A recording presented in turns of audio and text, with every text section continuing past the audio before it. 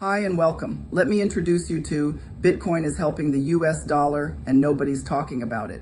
You know, Bitcoin isn't exactly what it used to be. It started as this decentralized independent currency, kind of anti-establishment, but now it's slowly turning into something way more complex. In some ways, it's even becoming an unexpected ally of the US dollar. It's kind of like what happened with oil. It's turning political.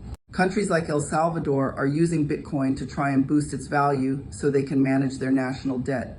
But here's the twist. Doing that actually creates demand for US dollars and US Treasuries. So while they're pushing Bitcoin, they're also supporting the traditional financial system at the same time. It's weirdly strategic, and this goes deeper. There's a bill in the US, the Lummis bill, that could require crypto exchanges to hold US Treasuries. That's huge. It would pull Bitcoin closer to the traditional banking system. So even though crypto is supposed to be this decentralized alternative, it's starting to play by the old rules. And this move could make the Bitcoin US dollar pair the most liquid in the world, meaning more people trade between those two than anything else.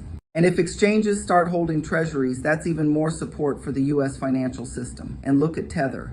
It's a stablecoin backed by US Treasuries, and it's heavily tied to Bitcoin. People use Tether to buy Bitcoin, which helps inflate its price. But again, all that is based on US debt.